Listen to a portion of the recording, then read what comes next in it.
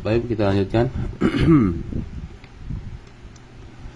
Beliau mengatakan, wala yanbaghi lil fadili ay yatruka ilman min al-ulumin nafi'ah.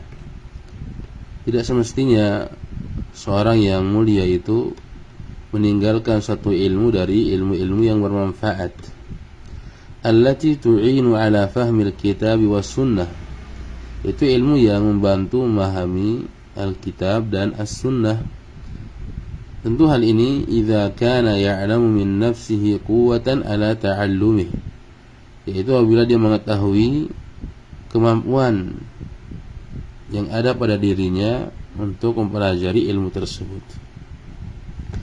Kemudian beliau mengatakan, wala yasughu lahu an ya'ibal ilma alladhi yajhaluhu wa yuzriya bi'alimihi. Ya, tidak boleh baginya untuk mencela ilmu yang dia tidak ketahui, kemudian dia menjelek-jelekkan orang yang menguasai ilmu tersebut, ya. Nah, ini adab yang sangat besar, ya, yang mungkin hari ini ya sudah banyak yang hilang, ya. Wala yasughu lahu an ya'ibal ilma alladhi yajhaluhu wa yuzriya bi'alimihi. Tidak boleh baginya mencela ilmu yang dia belum ketahui, kemudian dia mencela juga orang yang merendahkan orang yang menguasai ilmu tersebut.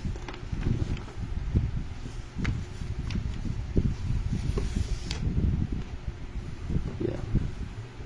Kemudian beliau mengatakan, fa inna hadza naqsun wa radhilah. Hal ini adalah kekurangan dan bentuk kerendahan.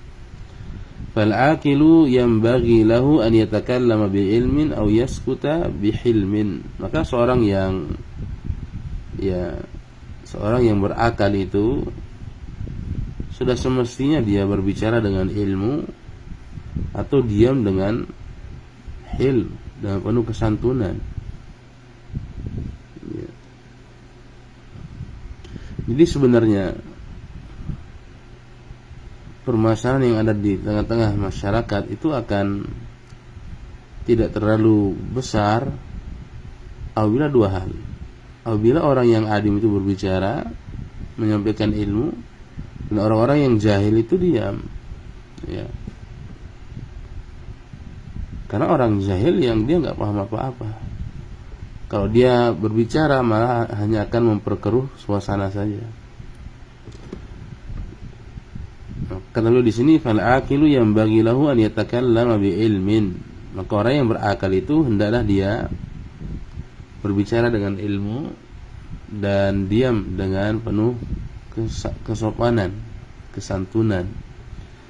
Wa illa, jika tidak, dakhala tahta qaulil qail, maka jika dia tidak demikian, maka dia masuk dalam ucapan seorang, atani anna sahlan dhamma jahla uluman laysa ya'rifuhunna sahlu uluman law qaraha ma qalaha walakinna ar-ridha bil jahli sahlu. Beliau mengatakan, atani anna sahlan dhamma jahla, telah datang kepadaku bahwa si Sahal itu mencela ilmu yang dia tidak ketahui.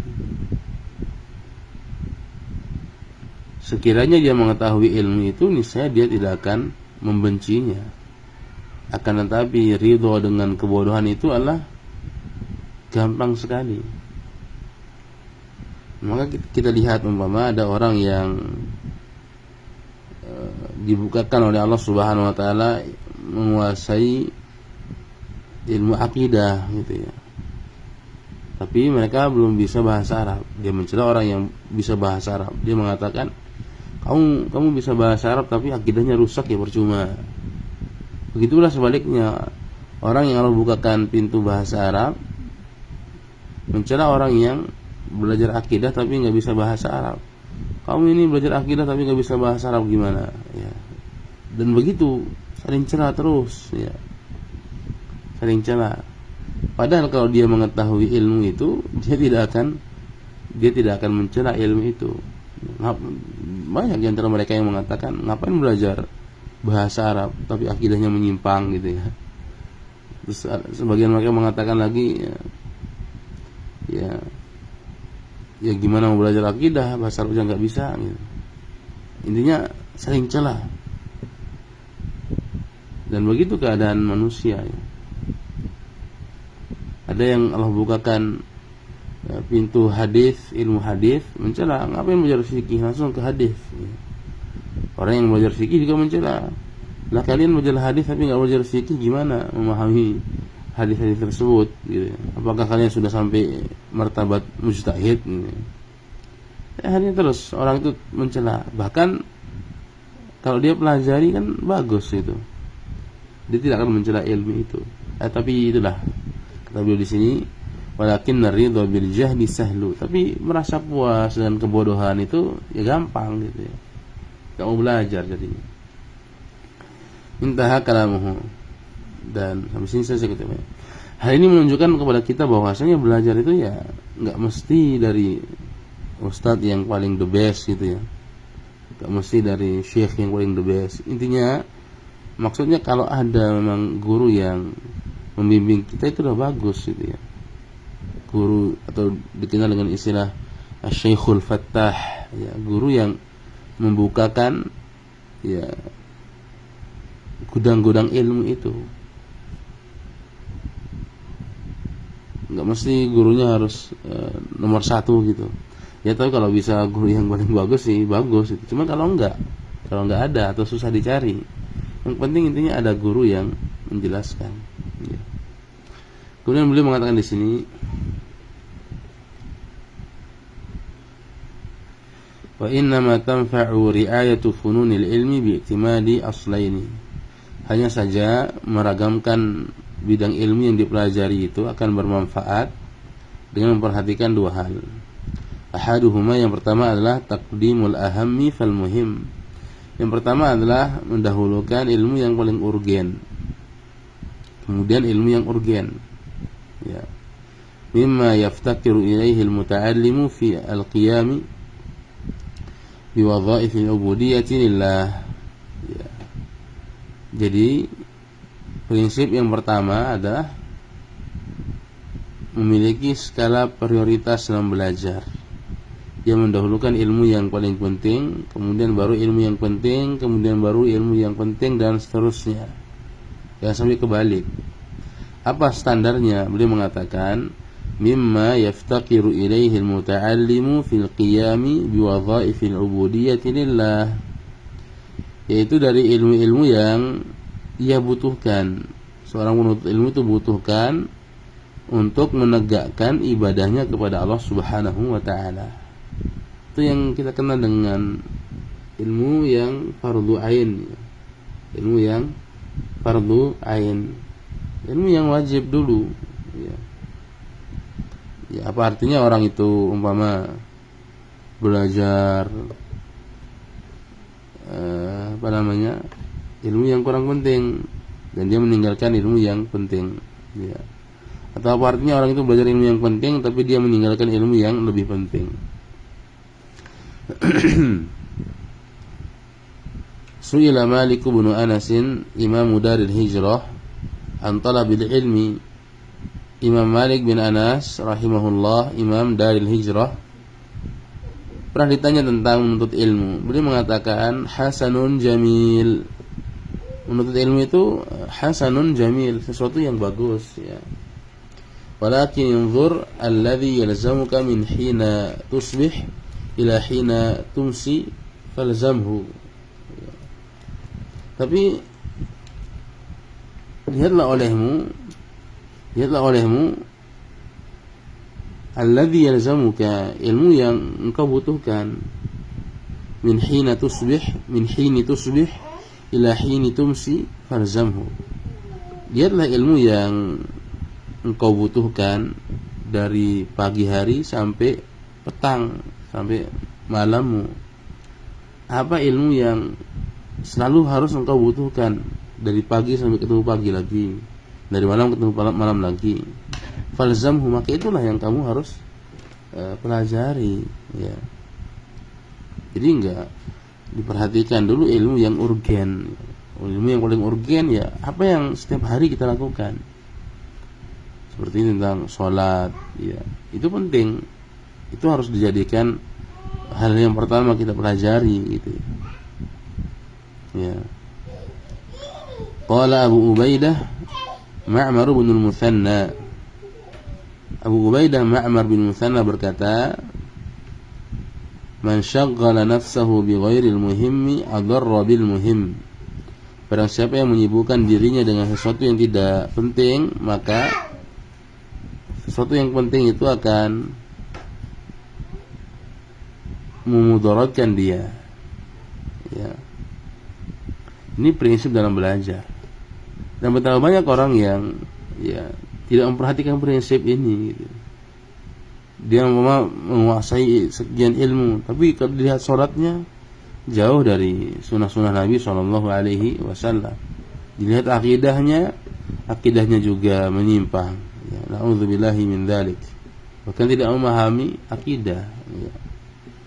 Padahal itu yang dia bawa dari hidup sampai mati gitu ya. Maka beliau mengatakan di sini, waqaddimil ahamma innal ilma jam wal umru taifun zara aw dhaifun alam.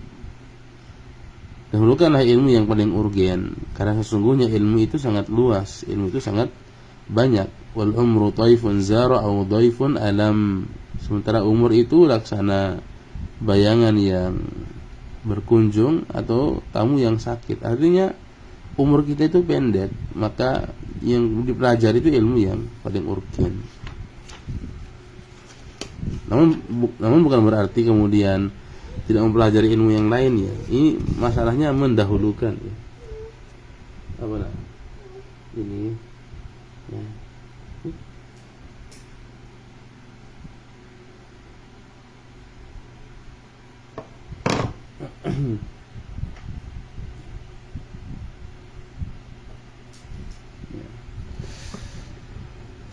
Wal akhar, dan prinsip yang kedua, an yakuna qasduhu fi awwali talabihi tahsila mukhtasarin fi kulli fannin. Yang kedua, dia mempelajari kitab-kitab yang mukhtasar, kitab-kitab yang ringkas ya.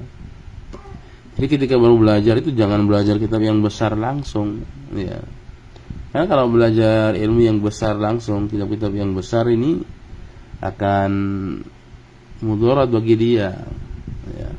Kata beliau, hatta idza istakmala anwa'al ulumin nafi'ah nazara ila ma wafaqa tab'ahu minha. Sampai apabila dia telah sempurna menguasai berbagai ilmu yang bermanfaat, maka dia lihat kecenderungannya, ilmu apa yang dia cenderung. Wa anasa min nafsihi qudratan alaihi, dia melihat dirinya memiliki kemampuan untuk menggeluti bidang tersebut. Fatabahhara fihi, maka dia melaut di sana. Sawa'un kana fannan wahidan am aktsar, baik itu satu bidang ilmu atau lebih ya. Jadi beginilah cara belajar ya.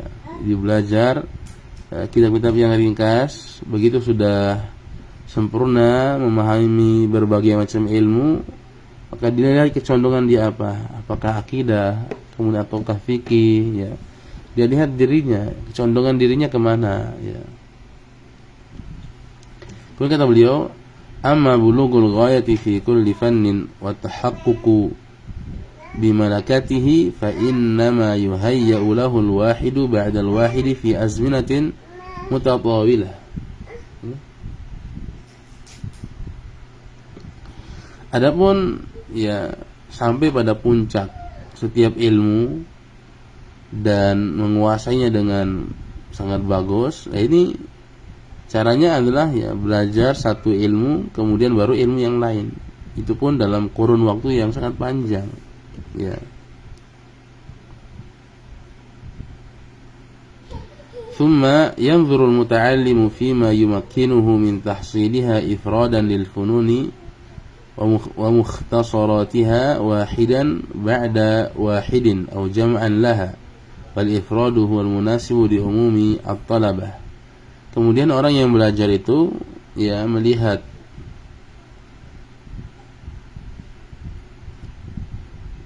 kemampuannya untuk meraih ilmu.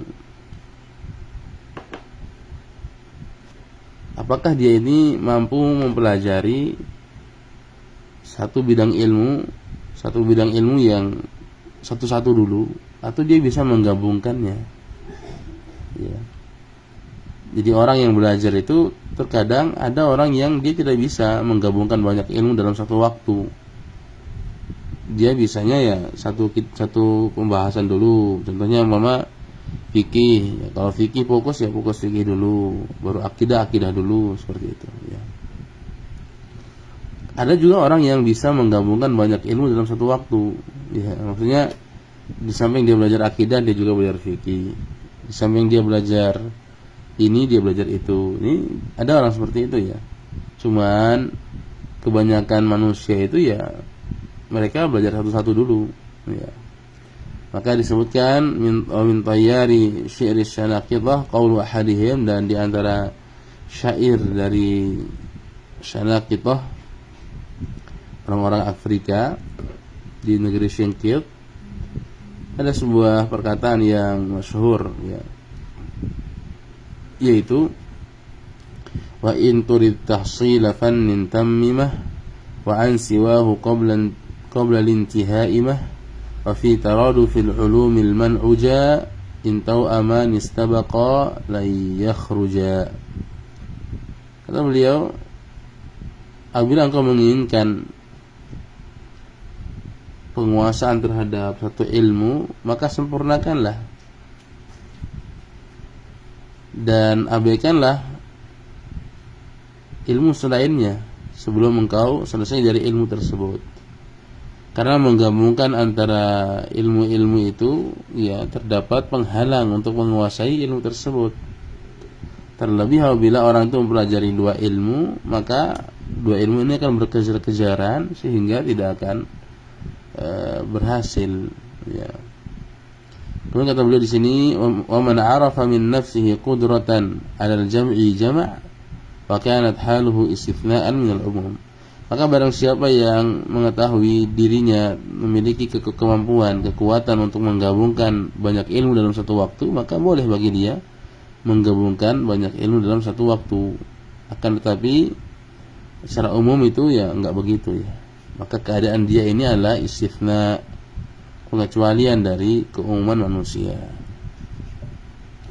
Kemudian beliau mengatakan wa min nawaqidhi hadzal ma'qidi al-musyahadah, ya, dan di antara pembatal prinsip ini yang kita lihat, yang ditemukan adalah al-ihjamu an tanawu'il ulumi wal istighfafu bi ba'dil ma'arif wal inshigalu bima la yanfa' ma'al wala'i bil gharaib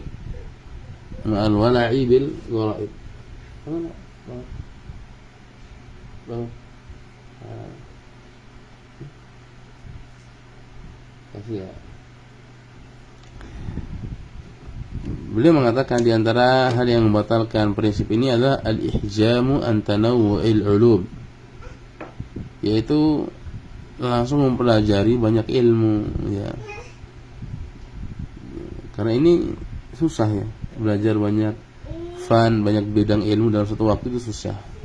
Kemudian yang kedua, wal istighfafu bi ba'dil ma'arif, meremehkan sebagian ilmu, ya. Kemudian yang ketiga, wal inshigalu bima la yanfa', disibukkan dengan sesuatu yang tidak bermanfaat, ma'al wala'i bil gharaib, yang disertai dengan memperhatikan ilmu-ilmu yang asing, ya. Wa kana Malikun yaqul, dan Malik berkata, ya, rahimahullahu taala, beliau mengatakan syarrul ilmi al-gharib, seburuk-buruk ilmu adalah ilmu yang asing.